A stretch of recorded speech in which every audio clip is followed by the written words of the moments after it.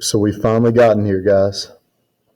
I know day two was a little bit of us getting our toes wet, kind of dipping them into the pool, but this is where we really take the plunge. We're talking definitions, postulates, and theorems. And these aren't the small fries either. These are writing full-blown proofs. And in order to write proofs, we need our toolkit. And today is going to give us our toolkit. If you want to know what the most important day of this chapter is, day 3 is the most important day by far. It's not even close. And here's why. It all comes back to writing proofs using our toolkit. This is how we give evidence that math really works. Without proofs, without having this toolkit, math would completely fall apart. We wouldn't have any fundamental truths without these proofs. We need fundamental truths. Sorry, that fundamental looks so terrible. So let's really get into it, guys. The big thing today are going to be definitions and theorems. The two big ones today are definitions and theorems.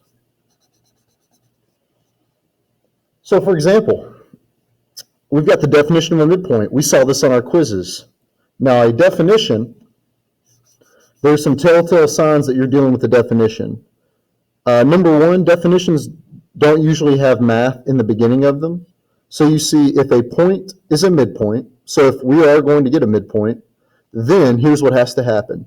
Here's the conclusion. It divides a segment into two congruent parts. It divides a segment into two congruent parts. That's our conclusion. And you're going to see the converse here. Remember, converse means we switch. We switch the, oh my goodness, I can't spell. Switch the hype and conclusion. So if you need a reminder, converses are when we switch the hype and conclusion. And you're going to notice that with converses, usually numbers show up in our hypothesis. So if a segment is divided into two congruent equal parts, there's some numbers there at the top in the beginning. Then the point is a midpoint. So the converse usually ends with our concept. Then we have a midpoint. And it follows through here. Check it out. Midpoint theorem. If B is a midpoint of segment AC, then a part of a segment is equal to 1/2 of a whole segment. So the difference here is that the definition is saying we have two congruent parts, thanks to midpoints. And the midpoint theorem is saying, hey, that means that a part of the segment is equal to 1/2 of the whole. So we're dealing with, if you want to think about it this way, we are dealing with halves. So a midpoint theorem is dealing with the half. Whereas the definition is just saying, hey, we have two congruent parts. That's going to come back into play here in a little bit. How about definition of complementary angles? Again, check it out. The math is in the conclusion. With definitions, math in the conclusion. You're going to see that a lot there. So if two angles are complementary, then they add up to, there's our math, 90 degrees. If two angles add up to equal 90 degrees, boom, guess what? If the math is in the conclusion of the definition, in the converse, it's going to be in the hype. So there's math in the conclusion. Here's math in the hype. So with converses, usually you're going to see math in the hype. Same thing for supplementary, along the same lines. If two angles are supplementary, so there's our subject, then they're going to add up to 180 degrees. There's our math. Converse, if two angles add up to 180 degrees, there's our math and the hypothesis for the converse. Then the angles are supplementary. There's our subject in the conclusion. And really, guys, this is just going to be a pattern here. I'm not going to go through all of these necessarily because you're going to see a pattern. If an angle is a right angle, so definition, once again, in a definition, the subject is going to be at the forefront. Then we're measuring 90 degrees. There's our math in the conclusion. Converse, math and the hypotenuse. There is the subject in the conclusion. Okay. Now we're about to get to some tricky ones. Stick with me, guys, and then we'll pause and take a quick break. So definition of a right triangle. If a triangle is a right triangle, then it has only one right angle. There's our math. If a triangle has only one right angle, in our hypothesis now, then the triangle is a right triangle. So converses have our subject at the end. Definitions have our subject at the beginning. And then the math is at the end for the definition and at the beginning for the converse. Now, this is where we're going to kind of call it back to the midpoint at the top of the page. Check it out. The definition of an angle bisector says that if you have any kind of segment, ray, line, or plane that is an angle bisector, then it's going to divide an angle into two congruent parts. So there's that two congruent parts again. And again, that's based off it being a definition. Converse, you flip it, two congruent parts is now at the beginning. There's our math at the beginning again. And here is where it calls back, the angle bisector theorem. If a ray is an angle, if a ray is an angle bisector of an angle, then a part of an angle is equal to 1/2 of the whole angle. Well, guess what? Converse, there's our math at the beginning. And if you remember, we talked about 1/2 up here with midpoint theorem. Now we have the angle bisector theorem. That's going to be 1/2 also. So how about that? The theorems are the ones with the 1/2s. So now I want you to pause the video, stand up, stretch, and when you're ready, you can come back. So now that we're on page 2, guys, a quick reminder that the best way to help remember these, follow the patterns. Definitions and theorems often have patterns. We know that normally it's going to say if the subject is happening, so whatever kind of subject you're talking about, whether that is the definition of an isosceles triangle, where it starts with if a triangle is isosceles, or the definition of an acute angle, if an angle is an acute angle. You're going to see that a lot of times, whatever they start with is based off the actual subject. Now that's going to be different here. This section is a little bit different. Really just this section. So check it out. We know that the definition, we know about linear pairs. If two angles are beside each other, adjacent, and form a line, see that right here? These angles are beside each other. Then they form what's known as a linear pair. And so we can see that this time is the rare occasion where the subject is actually not mentioned until the conclusion. And then here's our converse. Just flip it around. The conclusion becomes the hypothesis. If two angles form a linear pair, which is what we're used to seeing, right? The subject up front, then the two angles are adjacent and form a line. Here's where we get back to normal a little bit until we get to the converse. If two angles form a linear pair, again, the linear pair postulate, boom, then those angles are also going to be supplementary. There's our math, 180 degrees. But here's the weird part. The converse for this postulate is not always true, so we do not use it. So the converse, don't use it. Because if it's not 100% true, we can't use it to prove anything because there's loopholes, right? You wouldn't want to have a legal case where you could have loopholes. So that is not usable.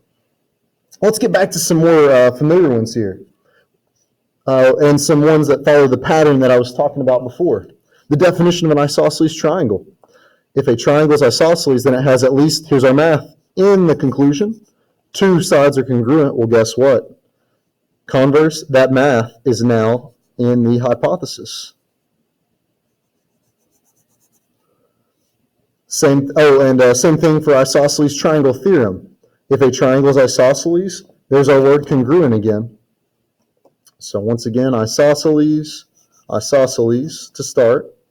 Congruence, hey, we talked about that, remember, up here. Congruent. So that's kind of weird. And then again, we flip it, congruent, to start in the converse. But wait a minute, what's the difference here then? What makes the definition and theorem different? Well, the definition, as you can see over here, and by reading, the definition deals with sides. Sides being congruent. The isosceles triangle theorem deals with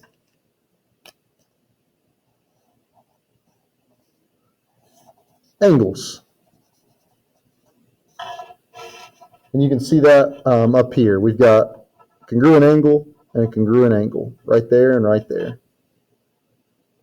which means these sides are congruent as well. So the definition has to do with angles. The theorem has to do with, oh, I'm sorry, I put this in the wrong spot, didn't I? All part of the job, folks. Sorry. Angles. My bad. I mean, I guess this isn't wrong either down here, but this has to do with something else entirely. My bad, guys. The theorem has to do with the angles. The definition has to do with the sides. Okay. Now, definition of an acute angle. I've gone ahead and jumped ahead a little bit here. Of course, definition, acute. Here's our math. In the conclusion, converse, our math is in the hypothesis. Again, we're seeing the pattern here. Math in conclusion for the definition, and then math in the hype for the converse. It happens so many times, almost every time.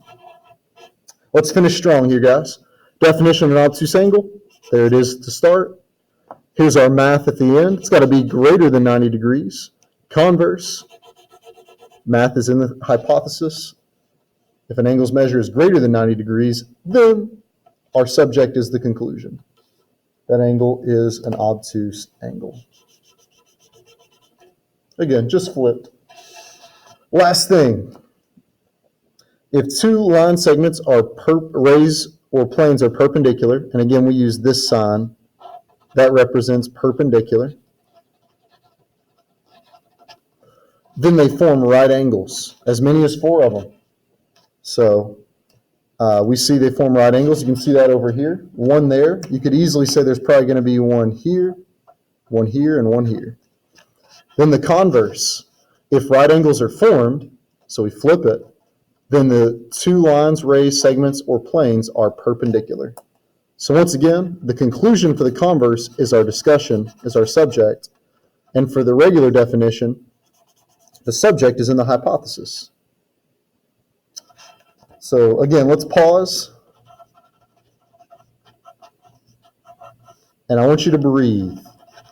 Give me 10 good breaths.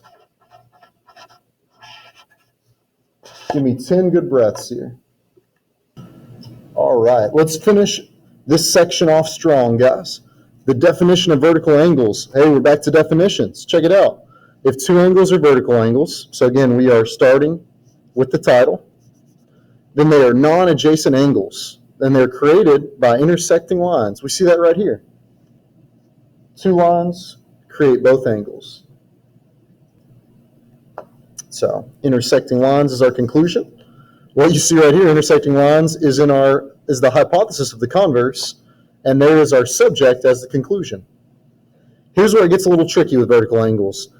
And honestly, vertical angles it's one of the most important concepts in geometry. I'll put one of the most important. Vertical angles. So important, we have 2 things designated for them. And check it out here. If 2 angles are vertical angles, again, we're starting with the topic. Then their measures are going to be, oh, here's that word again, congruence. We keep seeing that word pop up. They're going to be congruent to one another. And if you remember, in some of our other theorems, like right here, the isosceles triangle theorem, angles are congruent. Think back to the angle bisector theorem. I'm sorry, the definition of a midpoint divides a segment into two congruent equal parts. Now here's another example. If you were to try to flip this around for the converse, the measures of congruent angles are all going to be vertical angles is not true. So do not use the converse. It is not true in all instances. And how about some old throwbacks here? Angle add post. We've seen that many a time, especially last chapter. We know that's part plus part equals whole. It has to do with angles. You see an example there? And then we have seg add post. This has to do with line segments, but it is also part plus part equals whole. You see examples of both of those here. And then the last thing, the definition of a straight angle. We know sometimes we call this a line or an opposite ray, right? Two rays going in opposite directions. We see that if we have a straight angle, here's our math. Math coming back in the conclusion. Again, that's how most definitions go. Then it measures 180 degrees, and as far as the converse, there's our math in the front. Then the angle is a straight angle. See that there? And so just some other ones, guys, some throwbacks that we've already talked about that I want you to keep in mind, some very important ones. Substitution and transitive. These are easily confused. Also, we're going to be getting more into the ruler postulate and the protractor postulate. And with the protractor postulate, all that means is that all angle measures we're going to be dealing with are between 0 and 180 degrees.